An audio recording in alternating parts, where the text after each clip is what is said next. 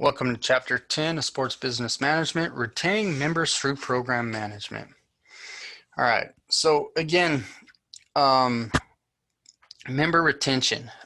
This is a big thing some gyms miss. They work so much on getting people in the door and buying memberships, but they don't do enough to keep people. So retaining members is really, in all honesty, when you look at the amount of money you spend on getting people in the door versus the amount of money that you spend on keeping people in the door, it's a lot less to keep people happy. But the thing is so many gyms fail to do that and they constantly lose members. People lose new members for a lot of different reasons. And again, in gyms, there's a lot of things that go into it that, you're not going to be able, especially the bigger your gym is, you're not going to be able to help because again, if people were fit, then everybody be like probably pretty much have a membership to gym. Some people keep fit outside of the gym, but most people would all have gym memberships, but that's just not the case. There's a lot of folks that just really either don't see a point in going to the gym or they just can't figure out a way to be successful in the gym. And so that's a big issue. Now, part of the things that you'll hear on here is the same stuff we just went over in chapter 9 with, customer service. So again, social interaction, being friendly, getting good information to people and all that, that stuff's all going to play into it. So I'm not going to rehash that part of it because again, that's going to help keep your members happy and keep them there. But again, being able to get people to the right experts, especially when they need personal trainers and things like that to be motivated and stay motivated. And again, how do you get the right experts in that? You got to hire good educated people. You can't just hire folks that have their certifications. I'm sorry. You need folks that understand psychology. They understand the whole gamut of physiology, kinesiology, psychology, sociology. But all the stuff that, like when I look down all the classes that I teach, all of that, right there's always components. And again, not only components with exercise, there's components of all that built into, especially with the psychology part with eating and all those other things. And your folks that are going to help the clients out in there, they've got to know that stuff. And even then you're going to fail on some people, and it's not that you fail, it's just some people are just not quite there yet, right? You can give them all the information and all the encouragement and everything else, and some people you're just not going to reach, and that's okay. But you can keep a lot of members by just doing a lot of things to the best of your ability. Okay, so always keeping good communication with them. Let them know things going on in the gym, whether that's through social media, through emails, through telling them as they come in and out and things like that. um, you know, again, I don't like when people are always on the phone calling, just stay away from that. Nobody likes to be bugged on the phone.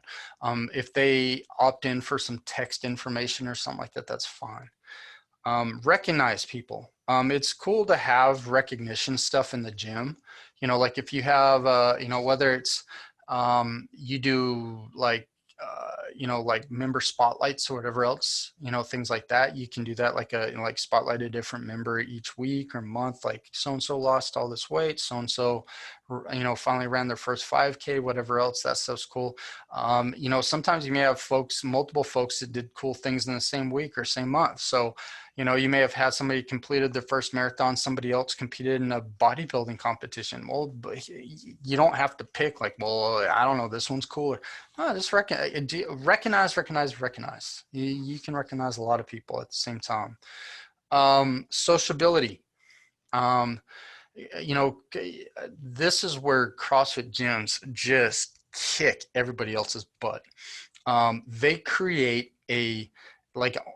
they almost create like a club. Like once you're in CrossFit, you're a CrossFitter. You're part of this, like, like people call it a cult or whatever else. There's a little bit of that mentality. Like some people are a little bit like crazy into the CrossFit, they're like getting tattooed, like they got like everything they own says CrossFit. I mean, yeah, there's a little bit of that. I'll give people that. But the thing is they have a good buy-in with their community. Your gym, that's what you want. You want good buy-in. You want everybody to feel like they're part of something, like they're part of a group collective, like they're part of a team. They're part of like this bigger thing, even though they're working on their own personal health and fitness, they're part of something bigger. Create that in your gym, and that's created through sociability, right? So you create this social circle within the gym where like it's a community. It's a like we got your back and things like that. I mean, it's really that's a membership retention like crazy. Commitment to a schedule. So one of the things is, and again, this is hard to do when you first get somebody to come in, and a lot of gyms don't do this, but again, it's why it's important with a lot of folks that are newbies to a gym. They're newbies to exercise. They've been out of, and now if you have somebody that just is coming into your gym and they're already like somebody that's got an exercise routine, they just moved to your city or whatever, you don't have to be like, so, like, let's get you on a schedule and get you coming in at a certain time. They're going to do their, if they're, you got so-and-so walked in, they're, they're in great shape. They're going to do it. Don't worry about them. And when you get these folks that are out of shape and they're coming in for the first time, or they've quit and started up at so many gyms, things like that, you need to get them in line with a personal trainer. Again, you got to have somebody that's going to hold them accountability for a while. Now, if they can't afford a personal trainer, maybe some of your fitness staff that's wanting to get a little bit of experience, you may want somebody that works on the floor or something like that. That's going to be like a kind of a personal trainer, but you could give them a different position title, like they're the fitness starters or something, something like that. So what they're going to do is they got to sit down and they've got to help these people develop a weekly routine of the times they're coming in. And again, it's got to be consistent around the same time and so on and so forth, because that's the problem is people have trouble committing and creating a time management to come in and do things. And when that happens, they get too busy or they get lazy and they quit coming. Okay. Again, it's funny. Most people will come in and do the same stuff all the time. People that are on a routine come in and do the same stuff. But when people like the fact that their gym has a large diversity of things to do. It's one of those funny dichotomies that very few folks come in and use all the different classes and all the different equipment and all the different, things that they can do. But they just like knowing it's there. So again, create as much diversity in the things going on in your gym to what your gym allows. Again, like if you have a CrossFit gym, there's usually, like there's really like just a few main things that are going on there. You've got the CrossFit classes. And again, you can have diversity in the types of classes you offer. You've got some folks that are come in and kind of do some open gym stuff on their own. You're going to have some folks that maybe come in and they get some personal training because they're training for something or whatever else. And maybe you run some rehab stuff out of there or something, or you do some sports training out of there. So, you may only in general, like have like 4 main things that you do, but again, more diversity, the better. Progression of programs.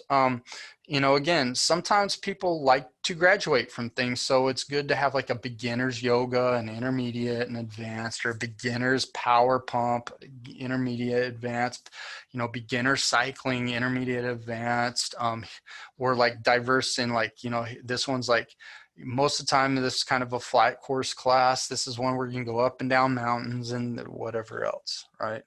Reliability of the schedule. It is never good to cancel classes. It's never good to shut down any programs, like at different times, because some people don't show up. This is why it's so important to hire the right people. I'm going to be honest with you. Most folks, and these are the folks that really can screw you over, are your group exercise people. There's so many folks that are like, they do it as like they just want to teach a little group exercise because they're into it, or somehow somebody coerced them into doing it.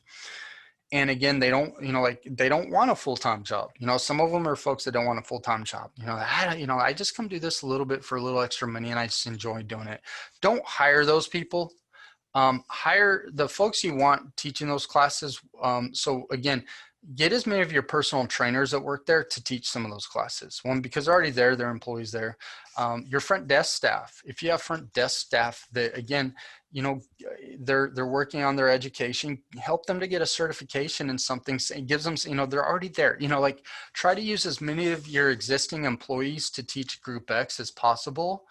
And then the other folks that you hire people that have full-time other jobs, and they're only going to come in and teach at these times, but they're full-time people. Why? Because they're people that are reliable, because they go to work every day.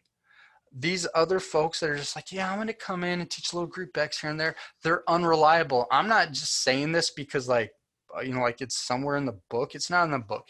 I was a fitness director for years and years and years, and I will tell you, this is personal experience. I had to get rid of all these like folks that don't want to be tied down to real jobs, so to speak, because again, they were the most unreliable. Their friends decide, hey, let's go on this road trip, and they're like, when do you want to go? Oh, in like 3 hours. Oh, I'm supposed to teach today in like, well, let's go. And then they're like, hey, sorry. No, it's a nightmare. And if you don't have somebody to cover that class, it's a nightmare. Don't do it. I ended up getting rid of all my kind of like free spirited people that teach in Group X because it was a nightmare. Do not hire them. Reliability of schedule is crucial. Again, accountability for growth and retention. Everybody needs to be accountable for this. Always be checking on your people coming in and out. How are things? What do you like? Is everything still good here? Is there anything that you're wanting? You still enjoying this? You still enjoying that? Do you like this class? Like always check on them. Okay. Keep them coming, keep them interested, and address any issues. There's kind of 3 stages that they talk about the logical progression. This is really like getting people into like being like bought in. Okay. Again, we're going to go through this quick because this really applies more to like helping people create a routine, which again, depending on your gym, like if you're running a typical fitness facility, it's not really, unless somebody asks for this, it's not really feasible.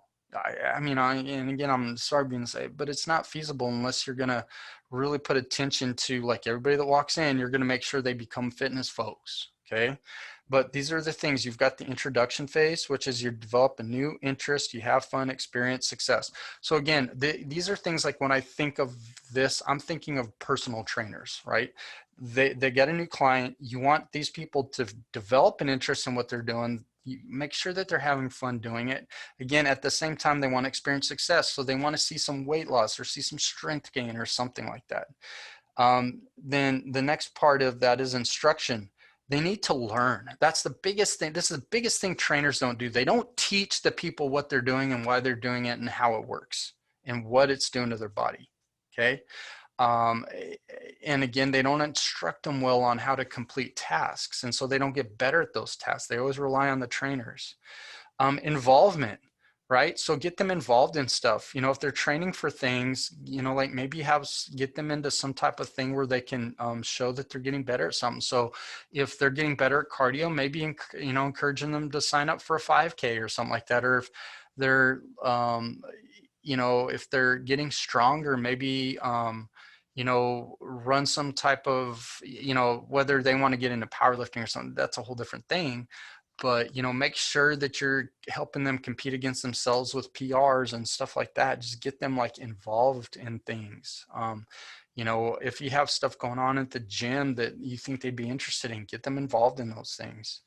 Achievement, recognize everything. Every time they're moving forward, recognize that. Like you got better at this, you got faster at this, whatever it is.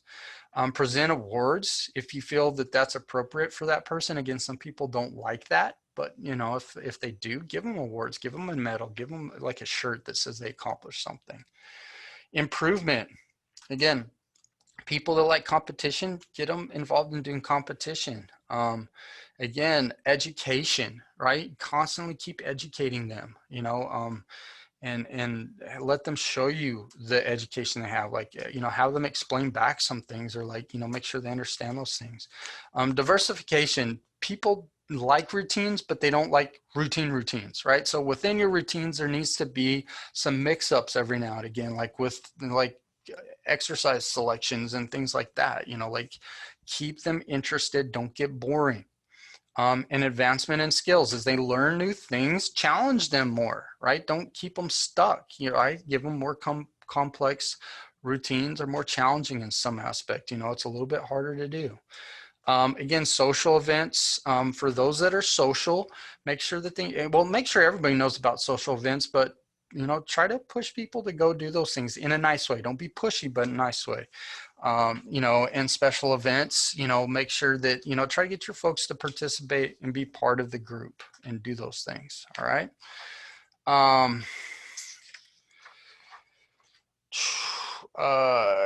Okay. So again, having successful programs, good programs have a purpose. Why is that program there? You know, okay, it's there to satisfy these folks that come in. That program needs goals. You need marketing and promotion plan of those goals. You know, how many folks you want in there? How do you want to market it out? You know, how many people do we got to keep in it to keep this program going?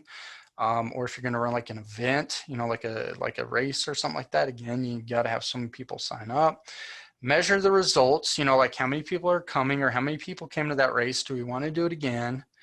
And then follow-up programs. So if that was successful, do it again. If there's things to improve on it, improve on those things, right?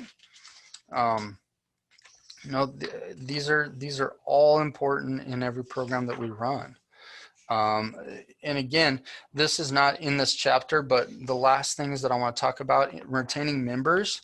The big thing in retaining members, one is if members can get into the routine of fitness, that's going to help. And again, like I said, that's the hard thing, whether it's feasible or not, that you're going to have somebody give enough attention. Now, if they pay for personal training, of course, but outside of that, like if you have people there that can sit there and help them and get them part of something and get them like hooked on it, and get their psychological parts to change, that, okay, this is what I do and this is how I'm going to do it, and stay in it, then great.